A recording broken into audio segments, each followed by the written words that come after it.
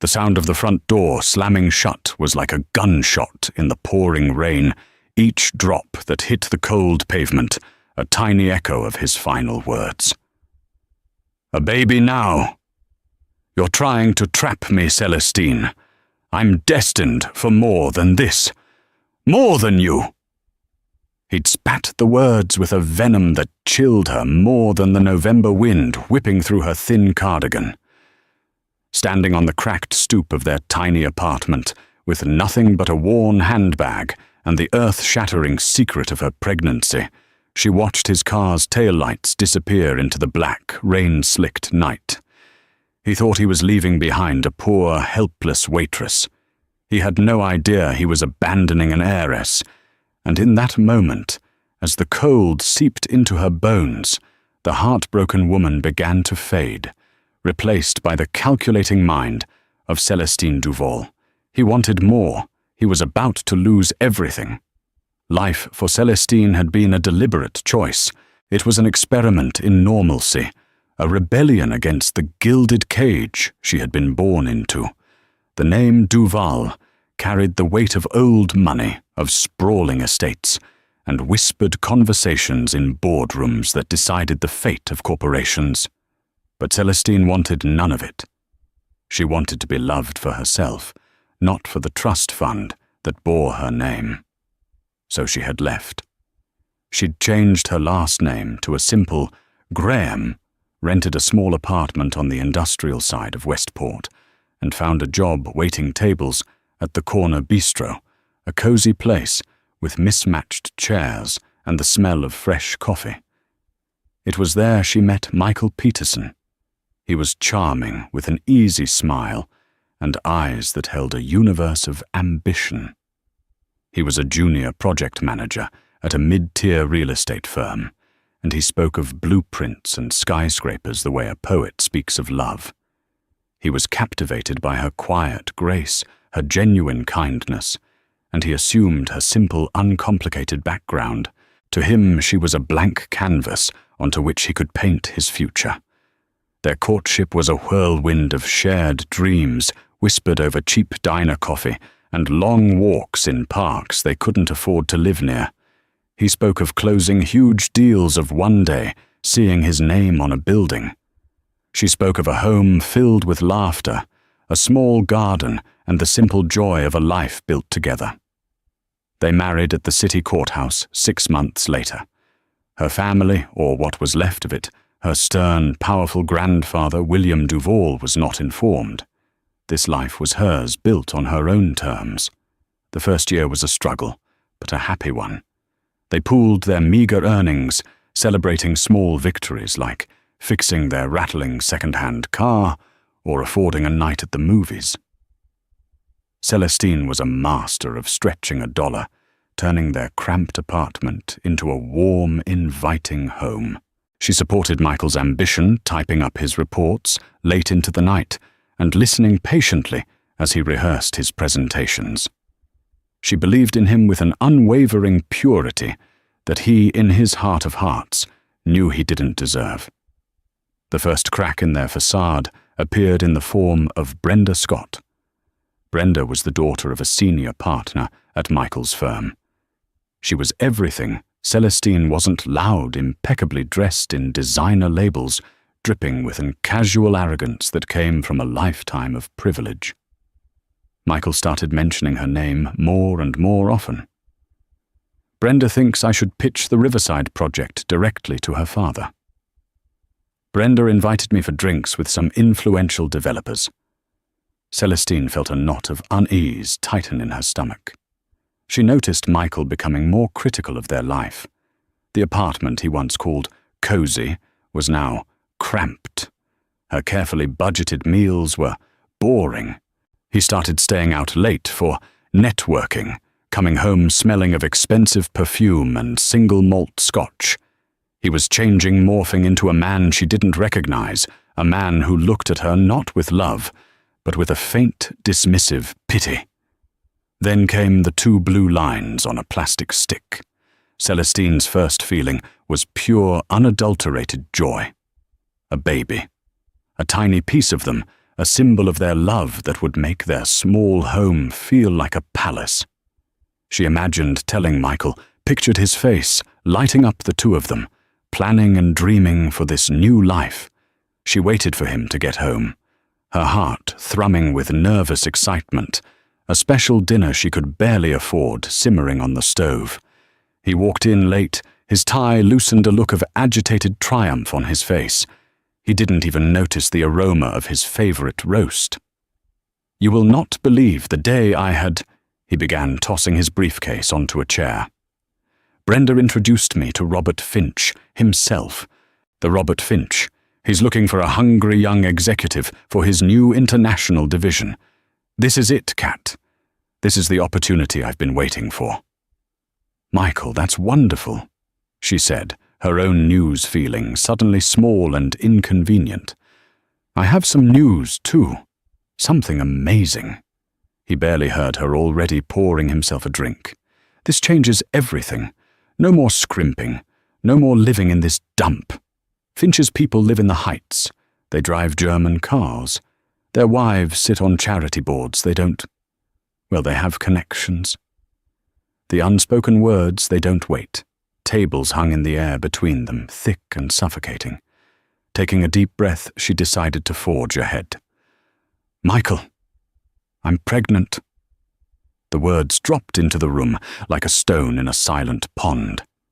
The ambitious energy drained from his face, replaced by a look of sheer, unadulterated horror. He stared at her, then at her stomach, as if she had just confessed to a terrible crime. "Pregnant." He whispered the word laced with disgust. "You can't be." "I am," she said, her voice trembling. "We're going to have a baby." "No, you're going to have a baby." He snarled, his face contorting into a mask of rage. "I'm on the verge of breaking through, of finally getting the life I deserve, and you pull this, you're trying to trap me. A baby now. It's an anchor, Celestine. A dead weight. We can't afford it." "We'll manage," she pleaded, tears welling in her eyes. "We always do. It will be a good thing, Michael, a blessing. A blessing." He laughed, a harsh, ugly sound that scraped at her soul. "It's a curse Finch isn't going to mentor a guy with a screaming baby and a broke wife. Brenda, her life is what I want. Parties travel influence, not dirty diapers and formula payments." The mention of Brenda's name was the final devastating blow. It laid everything bare. He wasn't just rejecting their child. He was rejecting her their entire life together in favor of a shallow, glittering prize. "So that's it," she choked out, the reality crashing down on her. "You're just going to throw us away. There is no us anymore," he said, his voice as cold as ice. "I'm going to stay at a friend's place. I need to think." But she knew he wasn't going to a friend's. He was going to Brenda. The next few days were a blur of unanswered calls and texts. Finally, a week later, he returned. Not to reconcile, but to pack. He moved with a cold, detached efficiency, throwing his clothes into a suitcase. He didn't look at her. "Michael, please," she begged one last time, her hand on her still flat stomach. "Don't do this to us, to our child." He finally turned to face her, and his eyes were those of a stranger. There was no love, no regret, only irritation. "I spoke to Brenda's father's lawyer," he said flatly. "He's drawing up divorce papers. He said it's a clean break. We have no assets, so there's nothing to divide." He reached into his wallet and pulled out a few crumpled bills, $200, and threw them on the table. "This should cover you for a bit. It's all I have." It was the ultimate insult, the final, cruel dismissal of their life together. And then came the words that would ignite the fire of her revenge. "Look, Celestine, you're a sweet girl, but you're not meant for the world I'm heading into. This is for the best. You'll find some other simple guy, and you can have your simple life. I'm destined for more than this. More than you. He picked up his suitcase and walked to the door. It had started to rain, a miserable grey drizzle that matched the colour of her world. Goodbye, Celestine. The door slammed shut. The sound echoed through the tiny apartment, the final punctuation mark on her shattered dreams. She stood motionless for a long time, the $200 on the table mocking her. The rain outside turned into a downpour. She walked to the window and watched as his car, a newer model she didn't recognize, pulled away from the curb and disappeared. The tears finally came hot and furious. But beneath the grief a different feeling was taking root, a cold, hard resolve. He thought she was poor, weak, and simple. He thought he could discard her and their unborn child like trash on his climb to the top. He had no idea who she really was. He had no conception of the power she could wield. He had just made the biggest mistake of his life. In the desolate silence of her empty apartment, Celestine Graham died, and Celestine Duval, heiress to a billion-dollar fortune, began to plot her return. For 3 days, Celestine remained in the apartment, a ghost haunting the ruins of her life. The silence was deafening, punctuated only by the drip of the leaky faucet and the mournful sound of the rain against the window pane. She didn't eat. She barely slept. Grief was a physical weight pressing down on her chest, making it hard to breathe. Every object in the small space was a painful reminder. The coffee mug he used every morning, the worn armchair where he'd sit and read the photograph on the nightstand of their wedding day, their faces alight with a hope that now seemed like a cruel joke. On the 4th day, the morning sickness hit with a vengeance. Kneeling on the cold linoleum of the bathroom floor, utterly alone and miserable, Celestine knew she couldn't stay.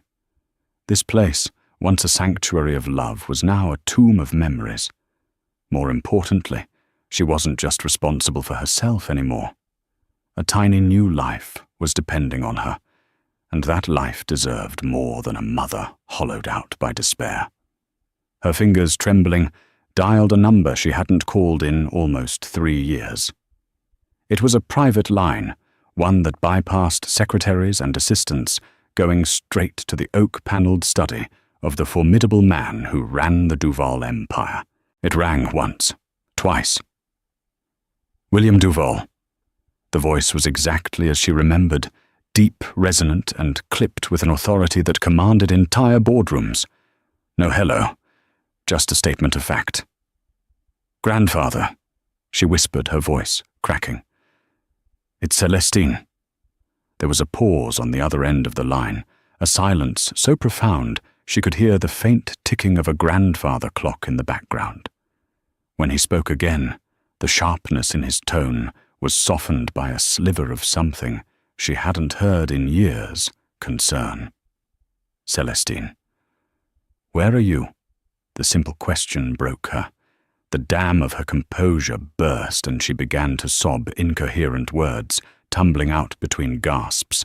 Michael, the divorce, the baby being thrown out. She told him everything, the whole humiliating, heartbreaking story. He listened without interruption. He didn't say, "I told you so," though he had every right. He had warned her that the world outside their rarefied air was often cruel, that a man might be tempted by her spirit, but ultimately unable to resist the siren song of her fortune if he knew of it. Instead, he had allowed her to run her experiment in normalcy, and now it had failed spectacularly. When she finally fell silent, her breath hitching, he spoke with quiet, steely resolve. Jonathan will be there in 3 hours. He'll have a car waiting. Pack what you need. You're coming home. Jonathan Cole was the Duval family's chief legal counsel and William's most trusted confidant. He was a man in his late 50s, with kind eyes, a razor-sharp mind, and an unwavering loyalty to the family he had served for 3 decades. When he arrived at her apartment, his expression was a mask of professional calm, but his eyes held a deep sympathy, as he took in the shabby surroundings and Celestina's pale, tear-streaked face. He didn't pry or ask questions. He simply managed everything.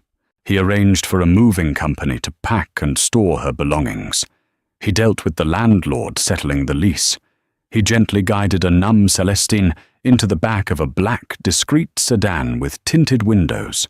As the car pulled away from the curb, she took one last look at the building at the window of the life she had tried to build and felt a profound sense of loss, but also, for the first time in days, a flicker of safety. The journey to the Duval estate was like traveling between different worlds.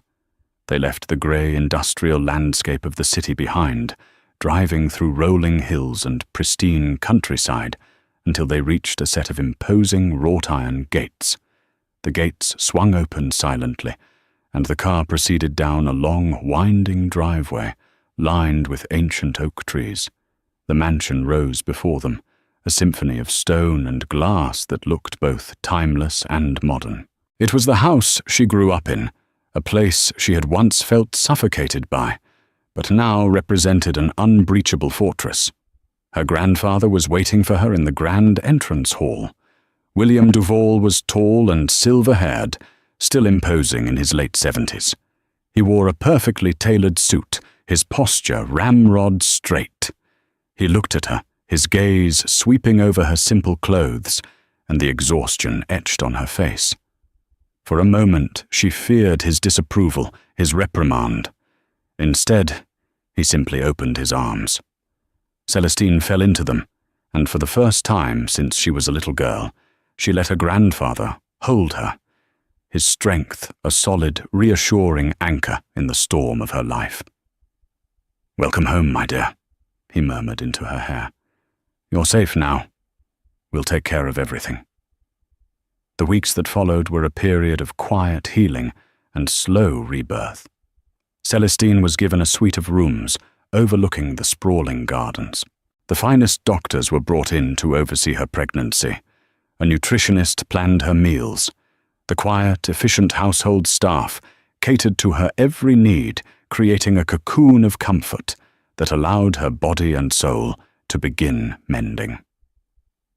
But it was more than just physical recovery. William and Jonathan began the process of reawakening the part of her she had long suppressed, the Duval mind. They didn't coddle her or treat her like a fragile victim. They treated her like the heiress she was. Meetings were held in the vast library, surrounded by the scent of old leather and wood polish. Jonathan Cole, with meticulous care, walked her through the legalities of the divorce. "Michael Peterson has no idea who you are." Jonathan explained, his tone calm and precise. He filed for a standard no-fault divorce against Celestine Graham, a waitress with no declared assets. "We will not contest it. We will let it proceed quietly and quickly. For now, Celestine Graham needs to disappear." And then Celestine asked, her voice stronger than it had been in weeks. And then her grandfather interjected, his eyes glinting with a cold fire. "We begin the education of Celestine Duval. You ran from this world once, child. Now you will learn to command it." Her days took on a new structure. Mornings were spent with tutors not in literature or art, but in finance, corporate law, and market analysis. She learned about stock portfolios, hostile takeovers, and leveraged buyouts. She discovered a natural aptitude for numbers and strategy, a part of her brain that had lain dormant during her simple life. Afternoons were spent with her grandfather. He would walk her through the intricate web of Duval Industries, a global conglomerate with interests in technology, real estate, and sustainable energy. He taught her about power, not just the overt kind that came with wealth, but the subtle, more potent kind that came from information, patience, and impeccable timing. "Revenge is not a storm, Celestine," he told her one afternoon, as they stood before a large window overlooking the estate. "A storm is loud, chaotic, and passes quickly. True revenge is like the changing of a season. It is inevitable, patient, and all-encompassing. It changes the entire landscape, and your adversary doesn't realize it's winter until he's frozen solid. 7 months later, Celestine gave birth to a healthy baby boy. She named him Liam. Holding her son in her arms for the first time, she felt a love so fierce and protective it took her breath away. Looking down at his perfect tiny face, she made a silent vow. She would build a world for him, where he would never want for anything, a world safe from the likes of men like Michael Peterson. But she would also ensure that the man who had so cruelly discarded them would one day understand the magnitude of what he had thrown away. Liam was not her anchor. He was her purpose. The next 3 years were a blur of intense transformation. While nannies and staff helped care for Liam, allowing Celestine to focus, she was a deeply involved and loving mother. Her evenings and weekends were reserved solely for him, but her days were dedicated to her new role. She was no longer her grandfather's pupil. She was his protégé, his right hand. She shed the last vestiges of the timid waitress. Her simple clothes were replaced by a wardrobe of bespoke power suits and elegant dresses. She learned to command a room with a quiet confidence that was more intimidating than any shout. She wasn't just playing a part, she had fully inhabited the identity she was born to. She was Celestine Duval, Vice President of Strategic Acquisitions for Duval Industries, and she was finally ready to return to Westport. Not as a victim, but as a predator. While Celestine was being reborn in the crucible of corporate power, Michael Peterson's life was exactly what he had dreamed it would be. Or so it appeared on the surface. He married Brenda Scott 6 months after his divorce from Celestine was finalized. It was a lavish affair featured in the society pages, a testament not to love, but to a successful merger of ambition and assets. They bought a sprawling minimalist house in the exclusive neighborhood of Sterling Heights, a glass and steel monstrosity with more windows than warmth. Their life was a carefully curated performance for an audience of their peers. They drove matching silver sports cars, attended all the right charity galas, and vacationed in places designed to be geotagged on social media. Michael had indeed gotten his promotion. With Brenda's father a senior partner at the firm, as his father-in-law, his ascent was swift. He was now a director of development, managing significant projects. He had the title, the salary, and the respect he craved. Yet a strange emptiness gnawed at him. His relationship with Brenda was transactional. Their conversations revolved around stock prices, social engagements, and which rival couple they were outperforming. There was none of the genuine warmth, the easy laughter he had once shared with Celestine.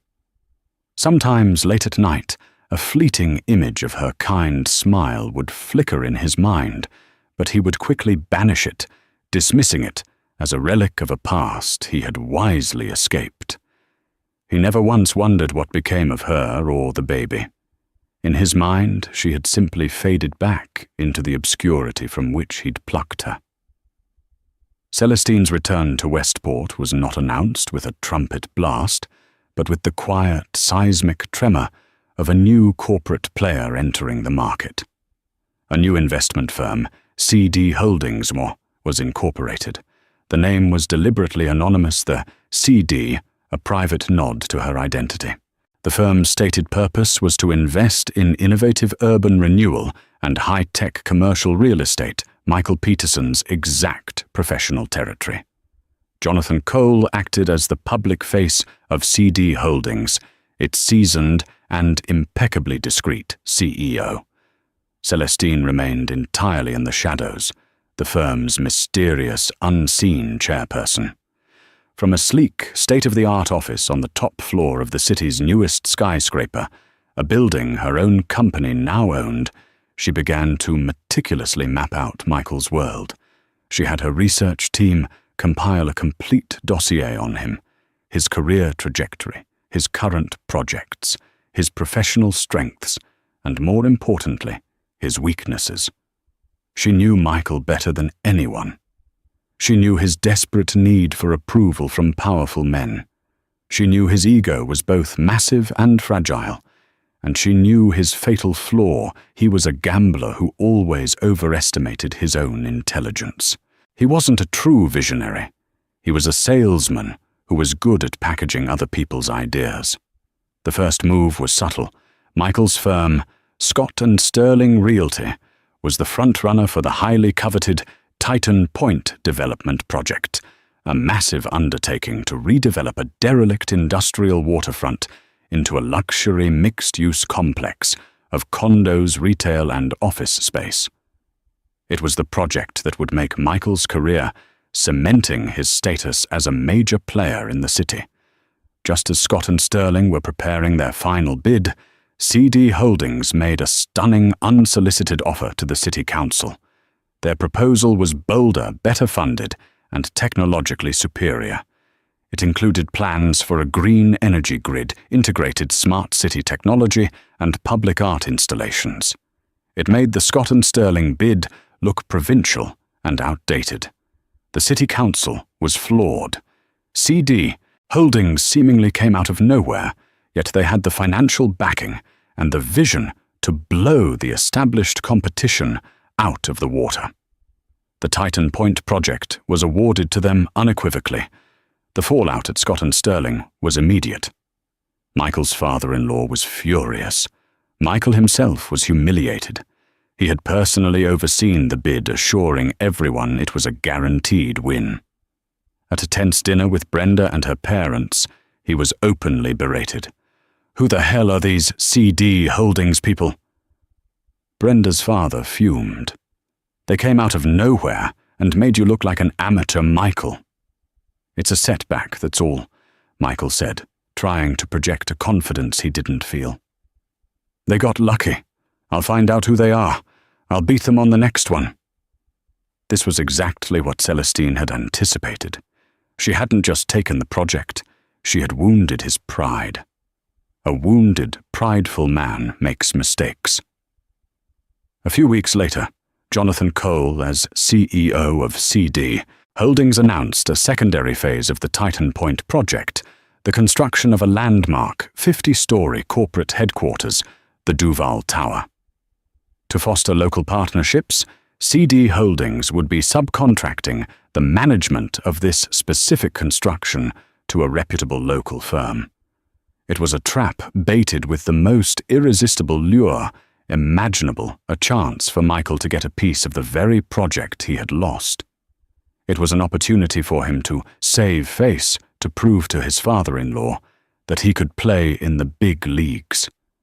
As expected, Michael scrambled, using every ounce of his influence and his father-in-law's connections to get a meeting with Jonathan Cole. Celestine watched the video feed from a hidden camera in the boardroom, her face impassive. She saw Michael a little heavier now, his smile a little more forced, enter the room and shake Jonathan's hand. He was a sycophant, lavishing praise on CD Holdings' vision, desperate to be a part of it. Jonathan played his role perfectly. He was courteous but aloof, letting Michael do most of the talking. He made it clear that CD Holdings was looking for a partner who was aggressive, forward-thinking, and willing to take calculated risks. Michael, eager to impress, boasted about his past successes and promised to deliver the project under budget and ahead of schedule. He was practically begging. At the end of the meeting, Jonathan leaned back. "We'll consider your firm's proposal, Mr. Peterson. However, our board requires a significant personal commitment from our partners. A sign of good faith. We'd expect the managing firm to take a substantial equity stake in the tower's construction phase. It ensures all parties are fully invested in the success of the project." It was an unusual but not unheard of request. It was also the core of Celestine's trap. Michael saw it as his chance.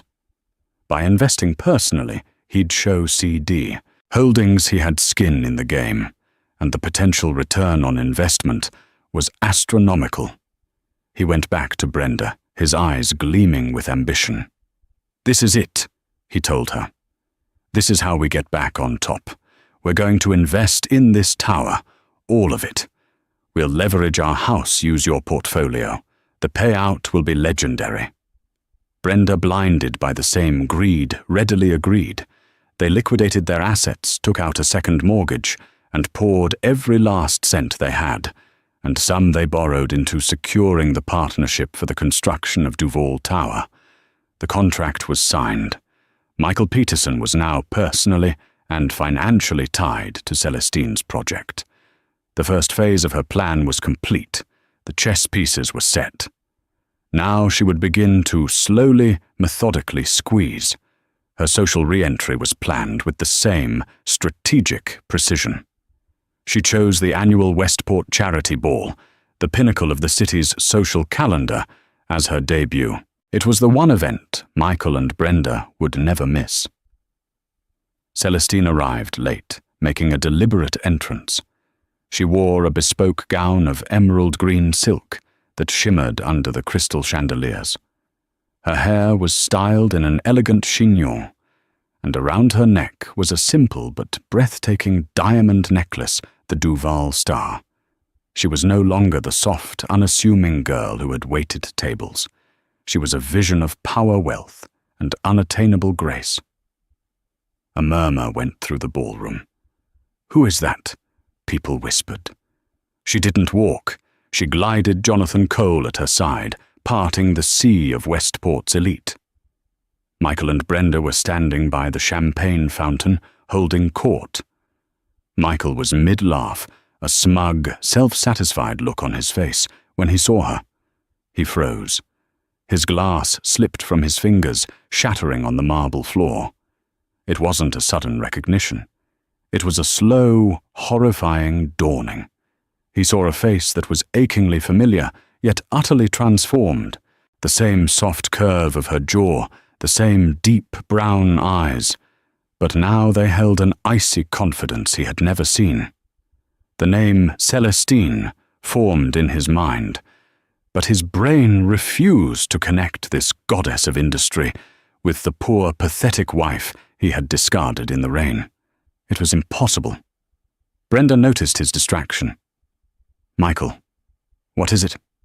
You look like you've seen a ghost." Celestine chose that exact moment to turn her head, her eyes meeting Michael's across the crowded room. She didn't smile. She didn't scowl. She simply held his gaze, her expression a perfect, unreadable blank. And in that chillingly neutral stare, he knew it was her. His blood ran cold. The entire foundation of his world tilted violently on its axis.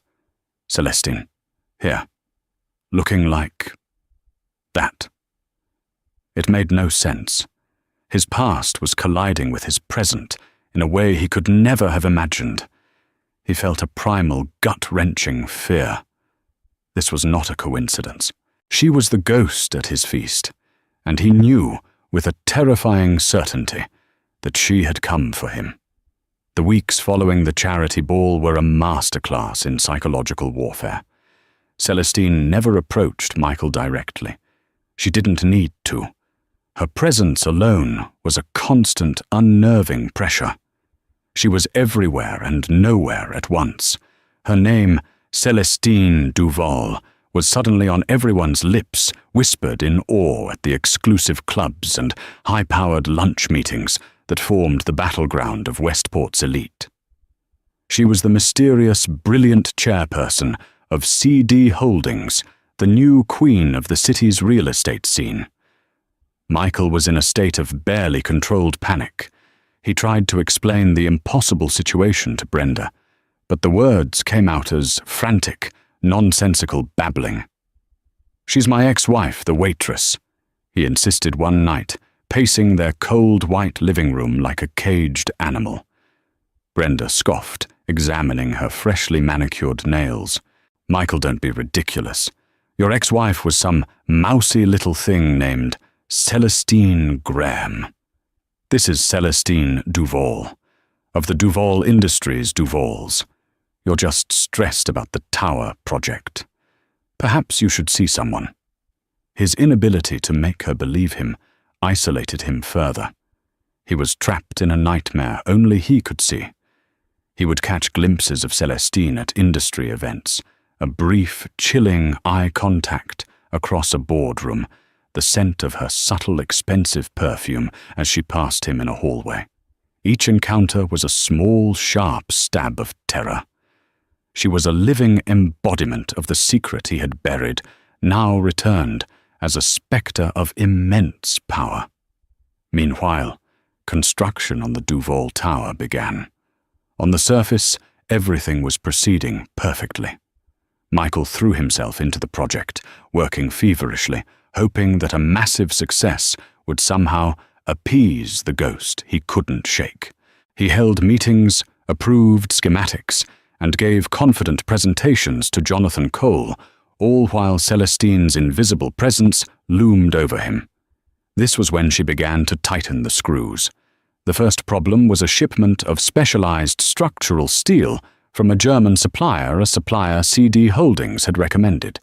The shipment was delayed by weeks due to a sudden customs issue.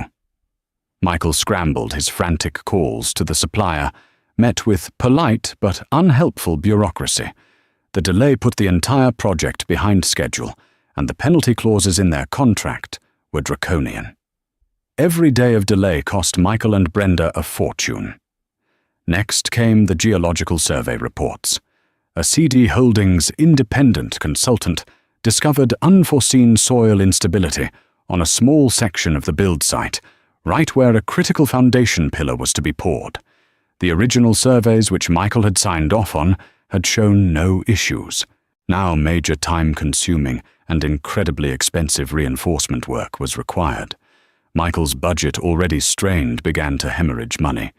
He confronted Jonathan Cole, his voice tight with accusation. "These problems are coming out of nowhere. The steel supplier you insisted on the soil reports. It feels like sabotage." Jonathan looked at him over the rim of his glasses, his expression one of mild disappointment. "Mr. Peterson, are you suggesting CD Holdings would sabotage its own flagship project? We are a multi-billion-dollar corporation. This tower is a matter of legacy for us. Perhaps the issue isn't sabotage, but a lack of sufficient oversight on your part. Due diligence is, after all, your responsibility." The veiled threat was clear. Any attempt to blame CD Holdings would be framed as his own incompetence. He was trapped. At home, the atmosphere turned toxic. As their financial situation worsened, Brenda's support curdled into relentless criticism. "What do you mean the budget is overrun by 30%? She shrieked, waving a bank statement in his face. "That was my inheritance. You promised me this was a sure thing." "Michael, it's just temporary," he insisted. "Once we get past these initial hurdles, it will be fine." But it wasn't fine. A local investigative journalist, tipped off by an anonymous source from Celestine's team, began publishing a series of articles about potential safety shortcuts and environmental violations at the Duval Tower construction site. The accusations were baseless, cleverly worded allegations and leading questions, but they were enough to trigger a full-scale investigation by the city's Safety Commission. Work on the tower was officially halted. The financial bleed became a torrent. The interest on their loans was piling up. Creditors started calling. The friends they had cultivated in their social circle began to distance themselves, not wanting to be associated with a failing project and a man whose reputation was rapidly disintegrating. Michael was a man on the edge. He was losing his money, his career, and his wife, whose contempt for him was now palpable. He started drinking heavily, his days a blur of panicked phone calls, and his nights a haze of alcohol-fueled despair. Celestine observed his downfall from her serene, top-floor office, watching it unfold on spreadsheets, reports, and covertly recorded phone calls. There was no joy in it for her, only a cold, grim satisfaction. This was not about pleasure. It was about justice. It was about deconstructing, piece by painful piece, the arrogant man who believed he was destined for more. The final public humiliation was meticulously planned. The Westport Financial Gazette was preparing its annual Titans of Industry issue, celebrating the city's most influential business leaders. Michael, before his fall, had been slated for a feature. Celestine, through a strategic PR move, arranged to be the cover story. The magazine hit the newsstands on a Monday morning. There she was on the cover of every copy in the city. Celestine Duval, her expression poised and confident, under the headline, "The Architect of Tomorrow, How Celestine Duval is Reshaping the Westport Skyline." Inside was a glowing 10-page spread detailing her vision, her business acumen, and the incredible success of CD Holdings. And buried deep within the article was a single devastating paragraph. Duval's flagship project, the magnificent Duval Tower, has not been without its challenges. The project, initially subcontracted to local developer Michael Peterson of Scott & Sterling Realty, has been plagued by significant delays and massive budget overruns. Sources close to the project cite a catastrophic failure of management on Peterson's part. CD Holdings has since moved to sever ties with Peterson and his firm, with a spokesperson confirming they will be taking direct control to steer the project back to its original path of excellence. It was a professional execution delivered in cold corporate print. Michael read it in his office, the magazine trembling in his hands. That same morning, an email arrived from Jonathan Cole, formally terminating their contract and initiating legal action to recoup the financial losses incurred due to his gross negligence. Attached was a bill for damages that ran into the tens of millions of dollars, a sum that would not only bankrupt him and Brenda, but would leave them in debt for the rest of their lives. An hour later, his father-in-law summoned him. The older man didn't rage. He was worse. He was coldly dismissive, looking at Michael as if he were a bug. "You're a disgrace, Michael. You've not only ruined yourself, you've tarnished my firm's name. You're fired. Clean out your desk. Security will escort you out." As Michael stumbled out of the office, in a daze carrying a cardboard box with his personal effects, he saw his colleagues whispering, avoiding his gaze. They had all seen the magazine. He was no longer a rising star. He was a pariah. When he got home, Brenda was waiting for him, her bags already packed. Her face was a mask of cold fury. "My father called me," she said, her voice devoid of any emotion. "He told me everything. You didn't just lose our money. You lost it all while chasing the ghost of your pathetic little ex-wife. She played you for a fool, and you were too stupid and arrogant to see it. Our marriage is over. My lawyers will be in touch." She walked past him without a backward glance, leaving him alone in the vast, empty house that the bank would soon be repossessing. The silence was absolute. He was utterly destroyed. He had lost his job, his reputation, his wife, and every penny he had. The glittering world he had betrayed Celestine for had crumbled to dust around him. And he knew, with a certainty that chilled him to his very soul, that she had been the architect of it all. He had called her an anchor, a dead weight. But she had been the ground beneath his feet, and now that she was gone, he was in a free fall with no end in sight. A week later, Michael was living in a cheap pay-by-the-week motel on the outskirts of the city. The room smelled of stale cigarettes and disinfectant. His bespoke suits were gone, sold for a fraction of their worth to a consignment shop. His silver sports car had been repossessed. He spent his days in a fog of cheap whiskey, watching the ceiling, the same question echoing in the hollow chamber of his mind. Why he understood that Celestine was behind his ruin, but he couldn't grasp the scale of it, the sheer, ruthless efficiency of her revenge.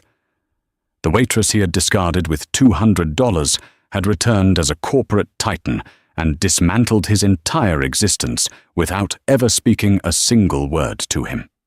The sheer impossibility of it gnawed at his sanity. Then his phone buzzed, a text from an unknown number. "Mr. Peterson, Ms. Duval will grant you a meeting, the Chartwell restaurant, tomorrow, 8 p.m. Be punctual." The Chartwell. It was the most exclusive, expensive restaurant in Westport, a place he had taken Brenda to celebrate his promotion, a place where a single meal cost more than a month's rent at this motel.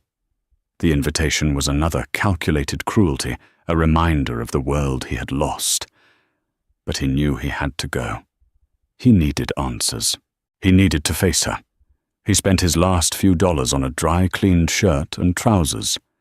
When he arrived at the restaurant, the maître d', who had once greeted him by name, looked down his nose at him with disdain. "I have a reservation," Michael mumbled, feeling the eyes of the other patrons on him. "For Duval." The name was magic. The maître d's expression changed instantly. "Of course, sir. Right this way." He was led to a secluded corner table with a panoramic view of the city lights, the very skyline Celestine was now reshaping. And there she was. She looked more beautiful than he had ever seen her. She wore a simple, elegant black dress. There was no ostentatious jewelry, just the quiet, unshakable confidence of a person completely in command of her world. She didn't rise as he approached. She simply watched him, her brown eyes giving nothing away. He sat down, his hands trembling slightly. A waiter instantly appeared to fill his water glass. "Celestine," he began, his voice hoarse. "I don't understand." "Don't you?" she replied, her voice calm and even. It was the first time she had spoken to him in over 4 years, and the sound of it, so devoid of the warmth he remembered, was like a shard of ice in his gut. "I think you do. You just don't want to accept it." She gestured for the waiter. "Would you like something to drink, Michael? I imagine you can't afford their scotch anymore." The casual cruelty of her words stung more than any shout. "Why are you doing this?" he pleaded. "To ruin me, was it all for this? To see me like this? Ruin you?" She gave a small, humorless laugh. "Michael, you were ruined long before I came back. You were a hollow man, chasing a hollow dream. I didn't ruin you. I simply held up a mirror and forced you to look at your own reflection." She leaned forward slightly, her gaze intensifying. "You threw me out into the street. Pregnant, you tossed $200 at me as if I were a piece of trash you were paying to have hauled away. You told me I was an anchor, a weight holding you back from your great destiny. You abandoned your own child without a second thought. I didn't know," he stammered. "I didn't know about your family, about the money. And that is your greatest failing," she said, her voice dropping to a near whisper, yet each word carried the force of a hammer blow. "You thought my worth was tied to my bank account. You assumed that because I was a waitress, because I lived in a small apartment and budgeted for groceries, that I was worthless. You saw my love, my support, my belief in you as having no value. You saw our unborn child as nothing more than a financial liability." She reached into her purse and pulled out a sleek, modern smartphone. She swiped the screen and placed it on the table, turning it to face him. On the screen was a photograph, a beautiful little boy about 4 years old, with Celestine's warm eyes and a smile that lit up his entire face.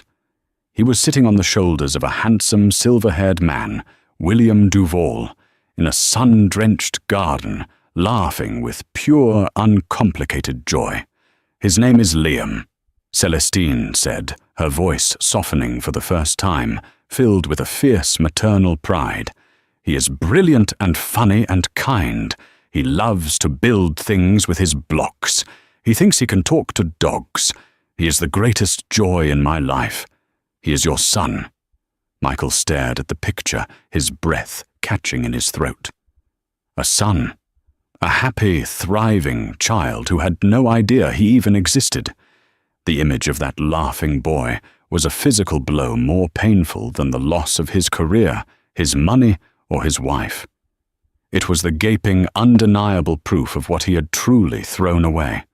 It wasn't just an heiress and her fortune. It was a family. It was a life. "He is everything," Celestine continued, her voice regaining its steel. "And you are nothing to him. I did all of this for him, to create a world for him that you could never touch, to ensure that men with souls as bankrupt as yours could never harm him. This wasn't just about payback, Michael. It was about building a fortress. Your destruction was simply the quarry from which I sourced the stone." Tears streamed down Michael's face. The full crushing weight of his choices finally landed on him. He saw it all, his greed, his cruelty, his monumental stupidity. "Celestine, I'm sorry." He sobbed the words, pathetic and useless. "Please, let me see him. Let me try to be a father." Celestine slowly pulled the phone back, the image of his son disappearing. Her face was a mask of cold finality. "No," she said. The word was absolute. "You forfeited that right the night you slammed a door in the face of your pregnant wife. Liam has a family that adores him. He has love. He has stability. He has a grandfather who is teaching him about honor and integrity. He doesn't need a father, especially not one like you." She stood up, her movements fluid and graceful. She placed a few crisp $100 bills on the table. "For your meal," she said, echoing his own cruel gesture from years ago. "And a bit extra. It should cover you for a while. It's all I have for you." She turned and walked away, not looking back. Michael sat there utterly broken, amidst the clinking glasses and quiet chatter of a world he no longer belonged to. He was a ghost, haunted not by what he had lost, but by the irrefutable knowledge that he had willingly, arrogantly thrown it all away. In the end, Celestine's revenge wasn't a fiery inferno, but a quiet, creeping ice age that froze Michael Peterson out of the life he so desperately coveted. He became a cautionary tale, whispered among the city's elite. The last anyone heard, he was working a low-wage job in a different state, a gaunt, anonymous man crushed by the weight of his past. Brenda, having divorced him, eventually married a wealthier older man, continuing her life of transactional relationships. Celestine, however, did not dwell on the past. The empire she had built was not founded on vengeance, but on a vision for the future. Duval Tower, completed under her direct supervision, became an award-winning landmark, a symbol of innovation, and a testament to her strength. She continued to run CD Holdings with a blend of her grandfather's ruthless pragmatism and her own innate compassion, becoming one of the most respected and powerful figures in the industry. But her greatest success was not in the boardroom. It was in the sprawling gardens of the Duval estate, chasing after a laughing little boy named Liam. She had found her true purpose, not in tearing a man down, but in building a life of love, stability, and boundless opportunity for her son. She had once sought a simple life to be loved for who she was, and in a way, she had found it. Her life was now defined not by the Duval billions, but by bedtime stories, scraped knees, and the unconditional love of her child. She was no longer a runaway heiress or a scorned wife. She was simply a mother, and in that she found a wealth far greater than any fortune.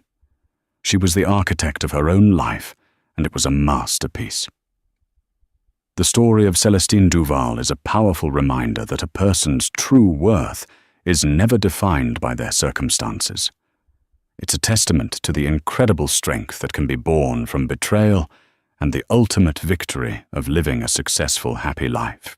If her journey from heartbreak to triumph resonated with you, if you believe in the power of resilience and fighting for the life you deserve, then please show your support.